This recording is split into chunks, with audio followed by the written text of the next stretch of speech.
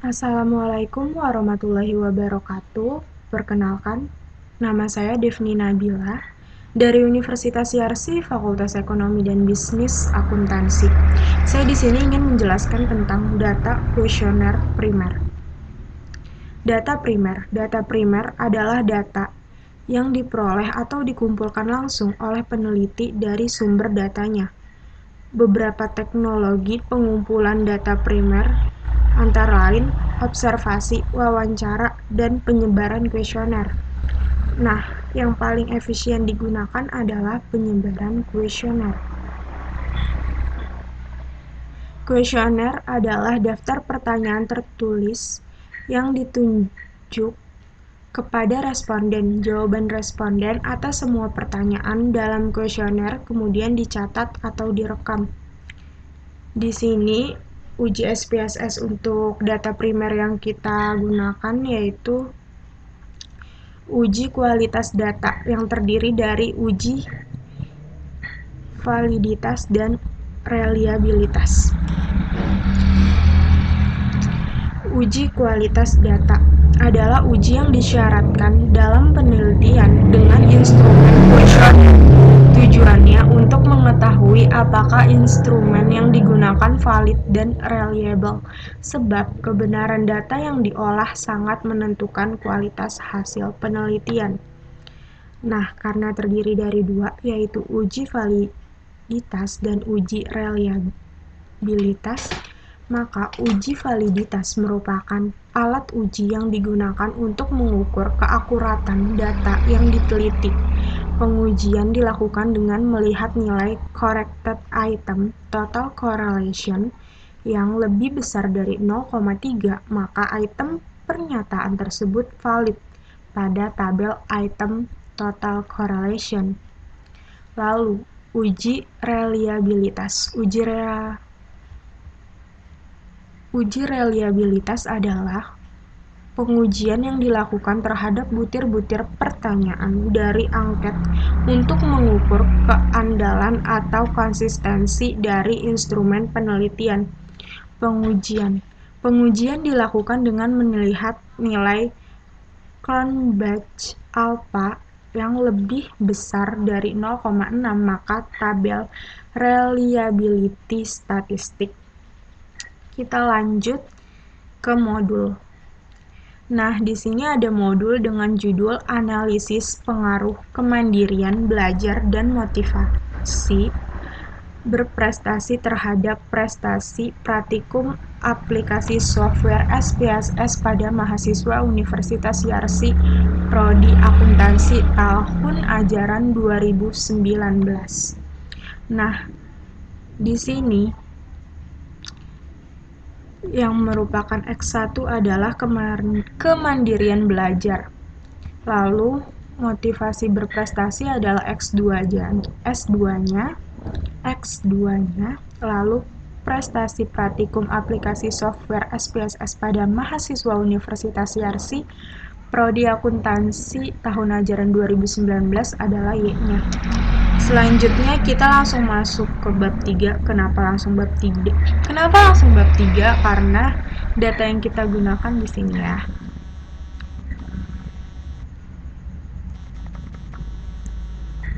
Nah, kita lanjut ke lampiran aja. Di sini ada kisi-kisi angket penelitian. Di sini ada variabel kemandirian belajar yang terdiri dari 3 indikator. Salah satu indikatornya adalah mampu bekerja sendiri, yang terdiri dari 2 pertanyaan. Selanjutnya di sini kita ada keterangan 1 sangat tidak setuju, 2 tidak setuju, 3 netral, 4 setuju, 5 sangat setuju. Di sini ada pernyataannya di mana variabel kemandirian belajar terdiri dari 6 yang mengandung 3 indikator tadi. Selanjutnya kita ke SPSS aja. Kita masukin datanya. Pilih file, open, klik data. File of type-nya kita ganti ke Excel ya, seperti biasa, seperti video-video sebelumnya. Terus kita cari data yang mau kita olah. Lalu udah ada, kita klik open. Kita tunggu.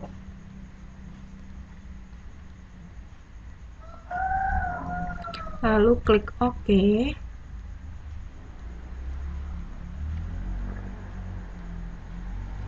Nah, ini datanya udah ada, tapi di sini angkanya dalam bentuk desimal. Jadi kita ke variabel view dulu buat mengubah desimalnya itu jadi 0 semua ya.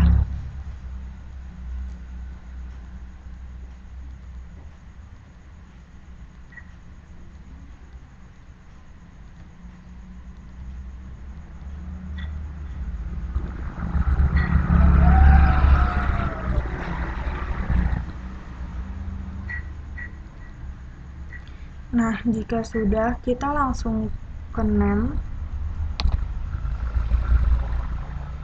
Name-nya ini kita hapus saja.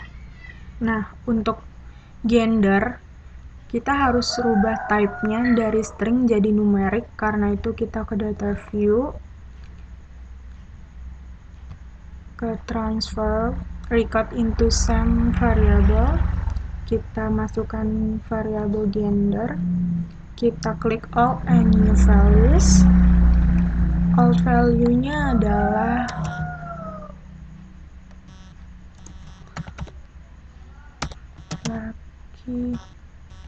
laki, new value-nya itu 1, lalu perempuan, new value-nya itu 2, klik add, continue, oke. Nah, ini udah dalam bentuk angka, lalu kita ke variable view untuk mengubah type-nya dari string jadi numerik. Lalu kita ke values-nya, value-nya itu 1, laki-laki, klik add,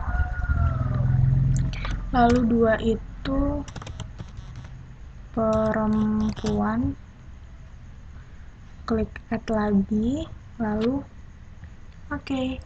Nah, coba kita lihat data view-nya udah balik lagi seperti awal, tapi dalam bentuk numerik ya. Selanjutnya kita akan menguji, mengolah datanya. Di sini tuh terdiri dari B1 sampai B6, itu merupakan pertanyaan dari variabel M1. Lalu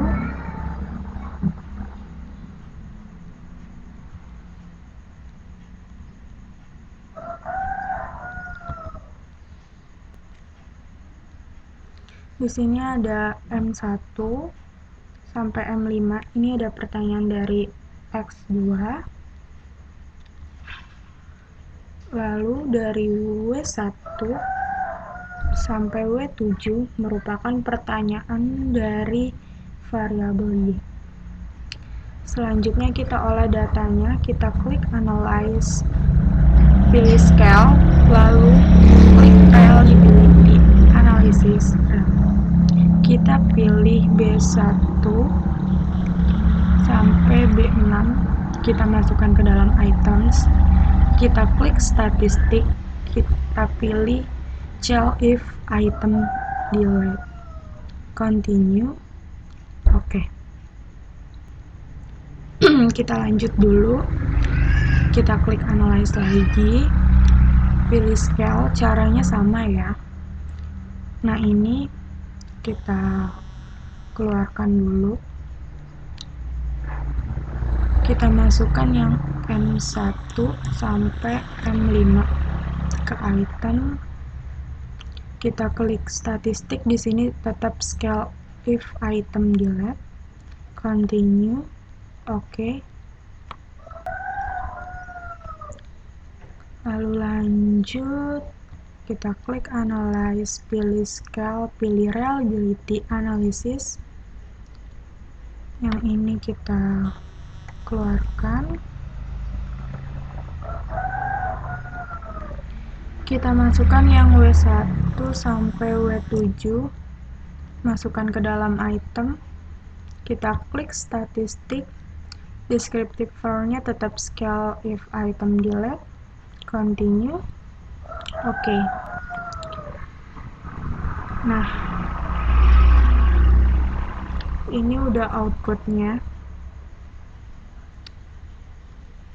Kita lihat output yang awal dulu, yang tadi kita bikin paling pertama. Nah, di sini output untuk variabel x1 terdiri dari 171 dengan persentase 100%.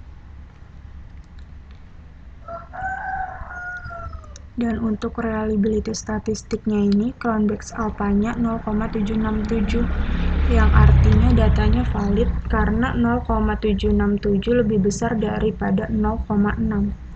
Selanjutnya, di sini ada item total statistik atau uji validitasnya. Di sini corrected item total correlation-nya dari W1 sampai